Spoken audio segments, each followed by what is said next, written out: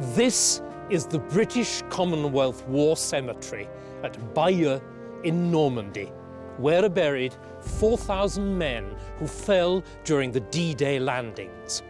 Over the memorial archway are inscribed the Latin words which mean, "We, conquered by William, have liberated the conqueror's native land." At first sight, it's extraordinary that the memory of William and his conquest still lingers after 900 years. But it does so for good reason, because the Norman conquest was a defining, arguably the defining event in English history.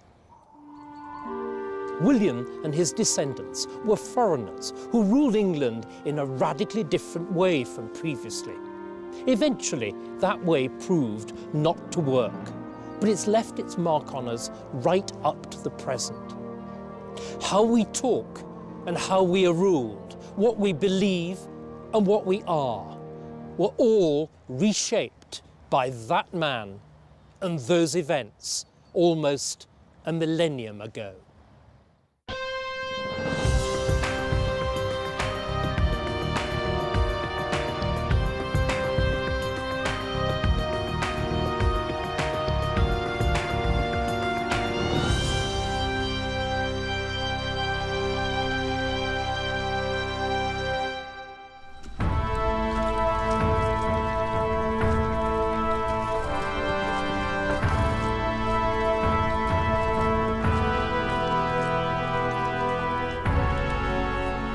Early winter of 1066, William, Duke of Normandy, rode with his army in triumph to London.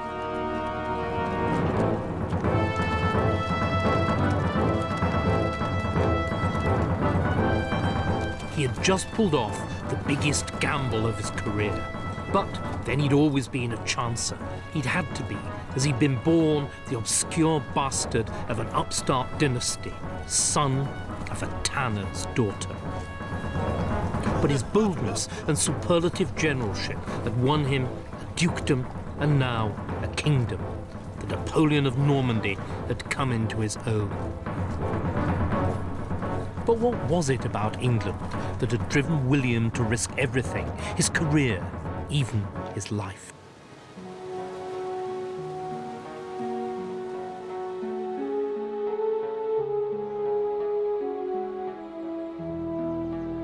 The Normans held the English throne in awe because of its age.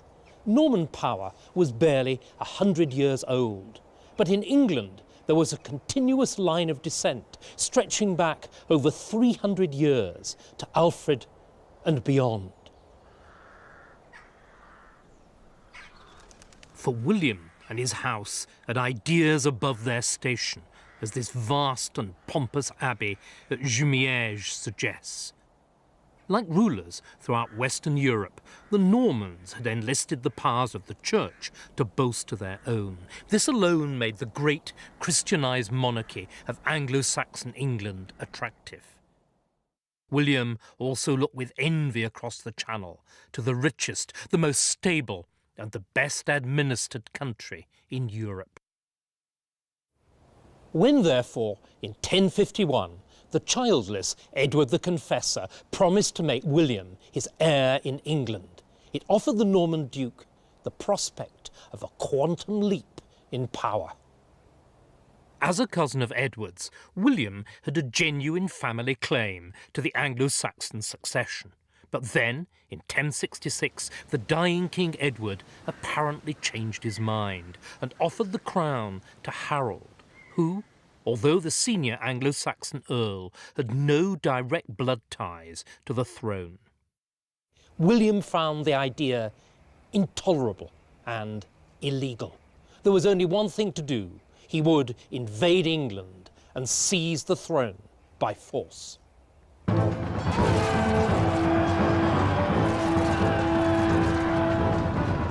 The Battle of Hastings was hard fought, and several times the Normans came close to losing.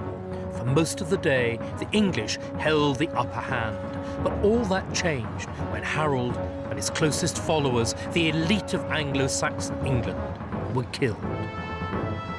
But in England, power was not just held by an aristocratic elite. William had disposed of his rival king, but would he be able to win over the kingdom? To do it, he had no more than 7,000 Norman soldiers against 2 million Anglo-Saxons. His chosen method was typical of the man. He would terrorize the population into submission.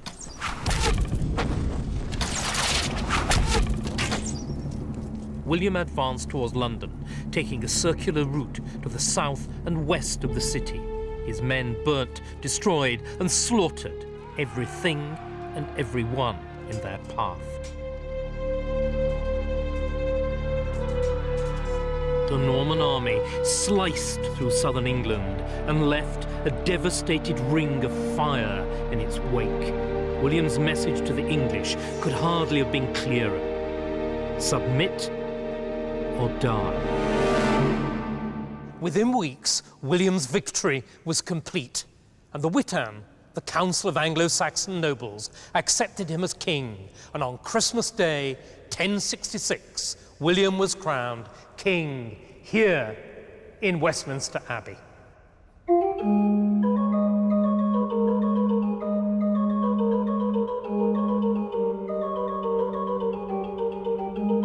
William's choice of Westminster and the rituals used in the coronation service were highly significant. William was determined to demonstrate both the legality of his kingship and that he was the true heir of the Anglo-Saxon royal line. So his coronation took place here in the church which had been rebuilt by Edward the Confessor, the Anglo-Saxon royal saint. And he was crowned with Edward's own crown, and he used the Anglo-Saxon coronation ritual. But there was one final, culminating symbol. For William insisted that he should be crowned in front of the very tomb of Edward the Confessor. William was now more than just another duke. As the anointed King of England, he had entered an entirely different league. Internationally, he was one of the 3 most powerful rulers in Europe, whilst in England, this was the start of a new Norman dynasty that would rule for the next 88 years. 3 more Norman kings would be crowned, and each, like William, would lay claim to the Anglo-Saxon inheritance. But could William build on the achievements of his Anglo-Saxon predecessors to make the English monarchy once more the most effective in the Christian world? The signs are that William began by making a serious attempt at winning over the surviving Anglo-Saxon earls. They were not killed or mutilated in the wake of the Battle of Hastings, as had regularly happened during the Anglo-Saxons' own succession struggles. Instead, providing they were prepared to submit and to swear allegiance, William was happy to pardon them and to make use of them. But once the initial shock of Hastings was over, most of the Saxon earls weren't interested in collaborating. Instead, they fled, rebelled, or went underground, and their lands were confiscated and given to William's Norman followers. The barons spoke French and brought French attitudes to their regional power, which they saw as theirs by right rather than held at the king's gift.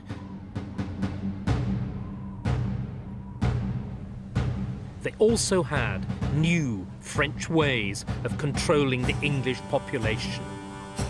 The castle.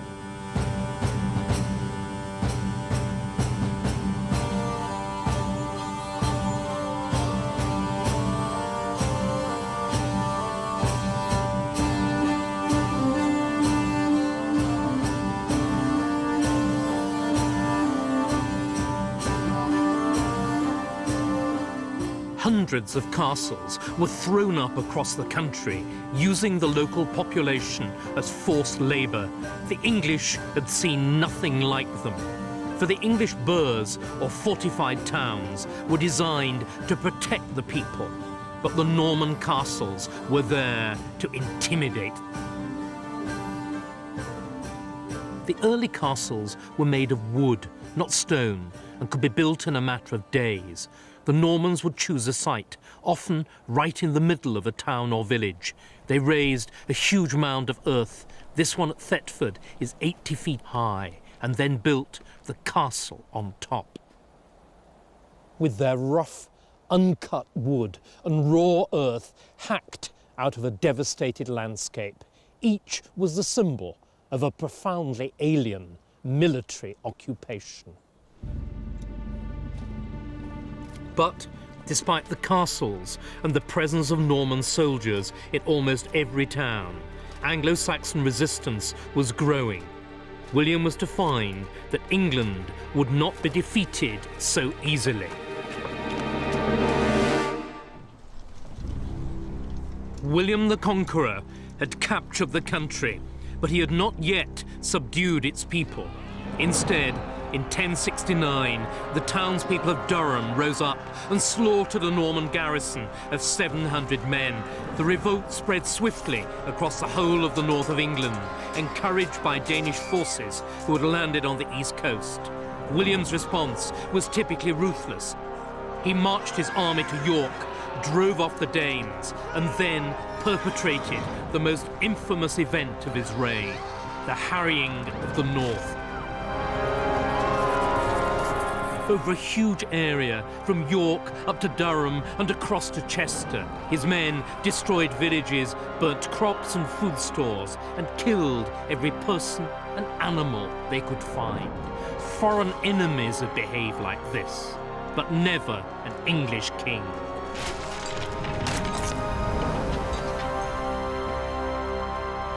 The scale and savagery of the harrying of the north shocked an often unshockable age, and contemporary estimates of the number of victims, those who were murdered, starved, or subsequently died of the plague, total 100,000.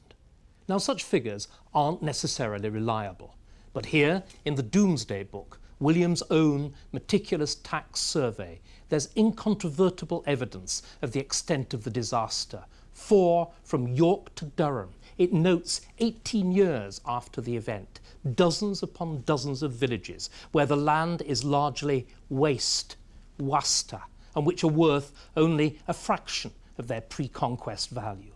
As well, therefore, as the human suffering, the harrying put back the economy of the north by decades.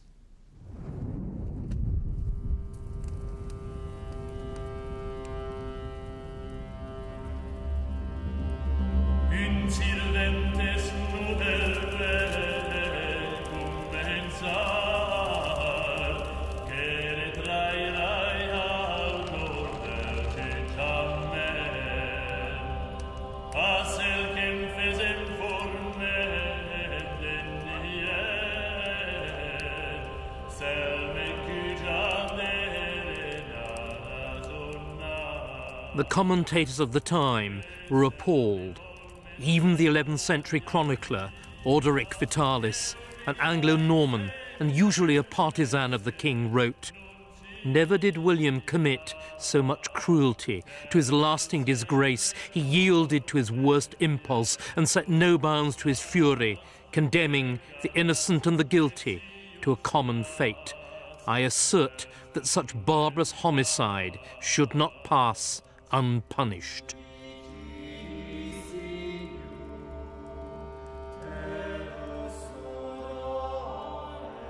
The harrying of the north was not mere revenge or ethnic cleansing, but a deliberate policy of terror.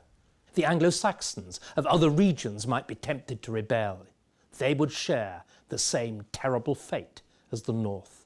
But despite the threat, there were still some Anglo-Saxons who would not submit